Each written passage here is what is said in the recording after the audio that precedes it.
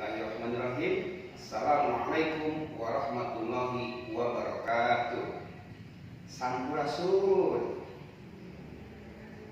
Sobat sadayana, ayeuna urang bade ngabahas ngeunaan carita pondok. Carita pondok teh salah sahiji karya sastra Sunda dina wangun fiksi, fiktif. Ari definisi carita pondok mah kawas kieu. Tah, ieu definisi carita pondok. Enggak dibaca, dilenyepang, dituliskeun. Ieu definisina. Nah, carita pondok teh genre jenis dina tilu rupa karya sastra. Kan karya sastra teh minimal kabagi tilu rupa. Karya sastra prosa, karya sastra puisi, karya sastra drama. Tah, carpon atau carita pondok lebetna karya sastra prosaik dina bahasa Sunda mah disebutkan bahasa Sunda lancaran, bahasa prosaik. Eta definisina. Carita pondok Sunda tentu ada sejarahnya. Sejarah carpon Sunda leuwih ti heula 6 tahun tibatan sastra Indonesia. Dina sastra Indonesia aya kumpulan cerpen judulnya Teman Dulu karya M. Kasim. Eta buku teh terbitna tahun 1936. Tah, carpon Sunda mah geus terbit 6 tahun sameme Teman Dulu M. Kasim. Carpon Sunda anu munggaran atau anu pertama terbit nyaeta judulna Dog Pangrewong karya GS. Eta Dog Pangrewong teh jadi hiji titik, jadi hiji tetengger, jadi hiji patok nyambungna antara sastra lisan jeung sastra tulis. Cirina ngaran masih singkat, masih GS, masih era-era terjebutkeun ngaran nu lengkap. Eta kan kawas dina dongeng mah masih anonim. Dongeng aya pangarangna aya, tapi saha nu ngaranna? Tapi ka ayeuna masih jelas akhirna nonem teh aya pangarangna, tapi teu dipikanya kok sangaranna. Tah ngaran GS tidak ada Pangrewong teh eta teh panyambung antara tradisi lisan kana tulis utamana dina sastra prosa. Tah, eta Dog Pangrewong jadi buku kahiji munggaran pertama terbit dina sastra Sunda. Carpon Sunda atau baheula disebutna tadok, carita pondok. Pan dina budaya Sunda mah singkatan teh biasana dicanda diambil sukata belakangnya seperti kawas misro, amis di jero, comro, pencom di jero, sukata yang keduanya atau porsi cokor di sisi. Tak baheula mah tadok carita pondok, tapi ayeuna jadi carpon. Dina carpon umumna pasti aya unsur-unsurna. Unsur-unsur carpon, nah aya judulna, aya jejerna, aya amanatna, aya tokohna, aya latarna atau kasamtukangna. Nah ieu contoh unsur-unsur dina carpon. Nah, di Jepang mungkin baca, ya, dibaca we. Nah, unsur-unsur carpon. Ari carita pondok atau carpon Sunda teh biasana dimuat dina rupa-rupa media. Carpon Sunda midang atau dimuat dina media massa cetak, di antarana dimuat dina koran Galura, majalah Sunda Midang, Seni Budaya, majalah Balebat, oge dina majalah Mangle. Ieu contoh majalah Mangle teh. Nah, ieu majalah Mangle keneh. Biasa ari majalah Mangle mah hareupna, coverna, umumna pasti mojang atau awewe. Aya oge Carpon Sunda dimuat dina majalah Cupu Manik. Ieu aya contoh carpon dina majalah Cupu Manik karya Supriyatna, hiji pangarang ti Jatinangor Sumedang. Ieu contoh carpon Sunda karya Supriyatna. Paragraf kahijina mangrupa deskripsi. Tuh. Kaca jendela mobil dicorosodkeun ka handap. Ngarah netral keluar. Panon tibelel-belel. Ngawaskeun awe nu keur mapay antayan mobil di parapatan. Nah, eta deskripsi. Salian dina majalah, dina koran nu tadi disebutkeun, Carpon Sunda oge ayeuna mah dipidangkeun, diterbitkeun dina koran bahasa Indonesia. Beritana dina bahasa Indonesia, carpon mah dina bahasa Sunda. Anu ngamuat teh diantarana Tribun Jabar jeung koran Pikiran Rakyat. Salian dina media massa, carpon Sunda oge diterbitkeun dina wangun buku, boh nu pribadi, boh anu antologi. Antologi teh bunga rampai, kumpulan carpon ti rupa-rupa pangarang. Di antarana aya kumpulan carpon Mirah Dalima karya Kis WS, hiji pangarang anu leuwih kamasyhur, lebih terkenal minangka panyajak Sunda. Ya Kis WS diterbitkeun ku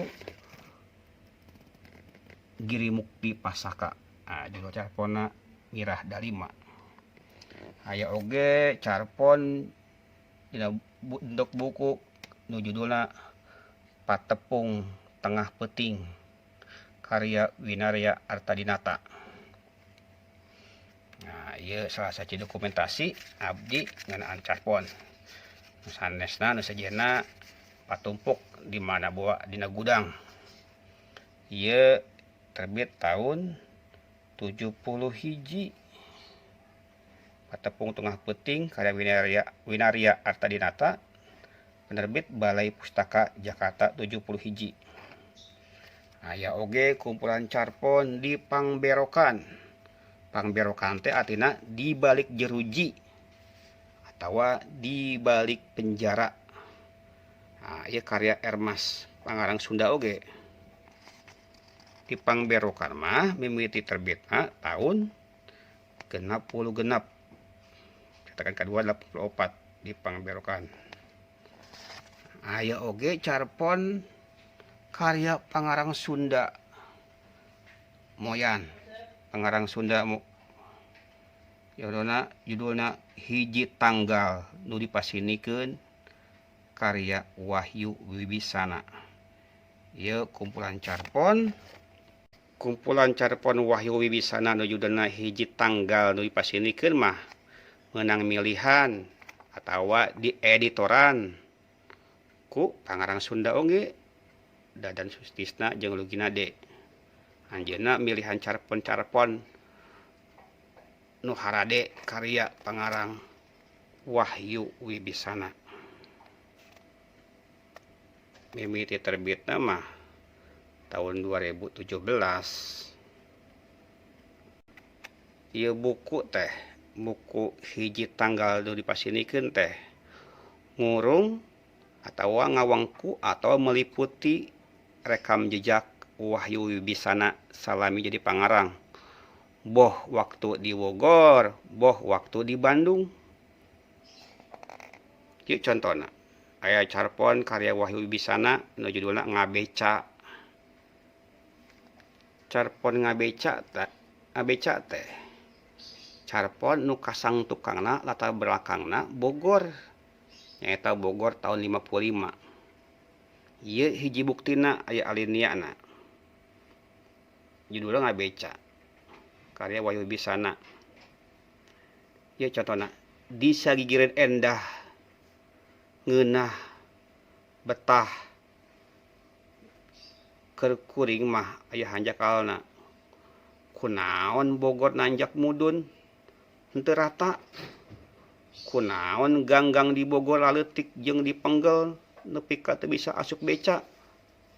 Ah, mun bisa jeung kawasa rek ditugar tuh jalan Gunung Batu teh, rek disaeur empang jalan Pulau atau jalan Pancasan teh ngarah kuring ngareunah ngaboseh beca di jalan nu rata. Naon gunana kuring ngalamun nu lain-lain? Kapan kuring tukang beca? Kapan Bogor teh tetep Bogor? Teu bisa dirobah deui. Teu bisa dibeli saperti Tarasi. Teu bisa dibeli kawas Raden 2x2 sami sareng 4. Bogor jeung hayal tetep Bogor. Babah uy di Gang Sapatu tunungan kuring. Imas di imah pamajikan kuring. Esih anak kuring. Jeung kuring tetep kuring. Pun Lea nulian eueuh. Tah eta salah sahiji carpon Sunda nu judulna Ngabeca karya Wahyu Wibisana. Eueuh pisan, imut pisan dina ngagangbarkeun deskripsi kota Bogor baheula. Boh tempatna anu nanjak mudun, boh masyarakatna.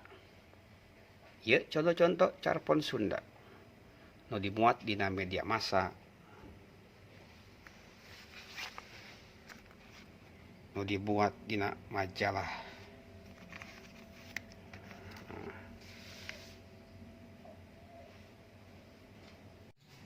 Kumpulan carpon Sunda sejena nyaeta diantarana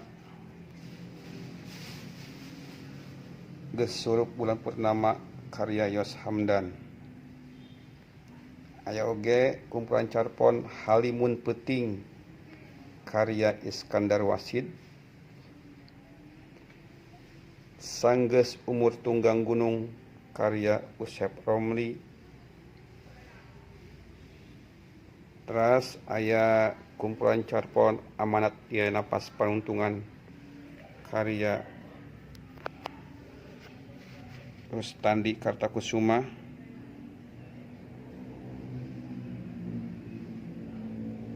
Aya oge kumpulan carpon Serat Sarwa Satwa karya Godi Suwarna.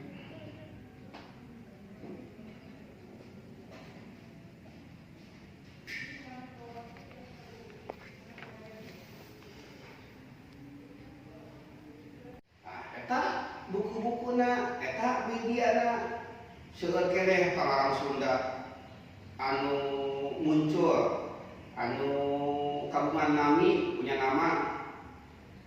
Di antarana aya Aam Amelia, aya Abdullah Mustafa, aya Dadan Sutisna, aya Dedet Abdul Aziz, aya Dian Hendrayana, Dede Safudin, Erisis Nandar, Yeni Ahmad Fajar, aya oge pangarang Sunda nu namina Etik RS, Ciretin Isnendes, Talan, Deni Hadiansah, Budi Rahyu Tamsah, Hadi AKS, terus aya di Pengambil Ciamis, kalian Budi Suwarna, aya nu tadi kasih ke namana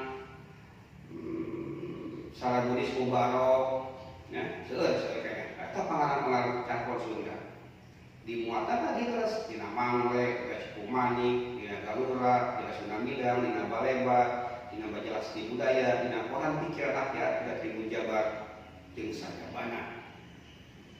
Tah cerita pondok Sunda teh upama urang bade ngaranna ya upama urang hayang jadi pangaran Sunda, pangaran Cakon atau pangaran cerita pendek dalam bahasa Indonesia henteu ngandalkeun imajinasi doang, henteu ngandalkeun fiksi doang, tapi syarat utama dalam cerita pondok kahiji kudu getol maca, rajin membaca karya batur, rajin membaca karya orang lain. Ingat dibaca campur-campur batur, boh bahasa Sunda, bahasa Indonesia atau bahasa asing. Kamu teu bisa bahasa asing, terjemahanana seueur campur-campur anu kainspirasian, kaidean ku Ernest Hemingway, Anton Chekhov, eta pangarang-pangarang di luar.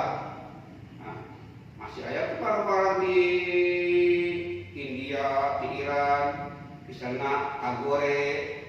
Nah, baca oke teori-teori sastra, karya Nietzsche, karya Roland Barthes, terus ada Barthes, seueur. Atau baca karya Andre, lupa bagaimana, hilang. Orang dibaca bukuna, dibaca teorina. Nah, itu kaosna sakitu bae ngeunaan carita pondok. Kayak kurang teraskeun hapunten bilih aya kalepatan akhir kalam. Assalamualaikum warahmatullahi wabarakatuh. Hurip Sunda.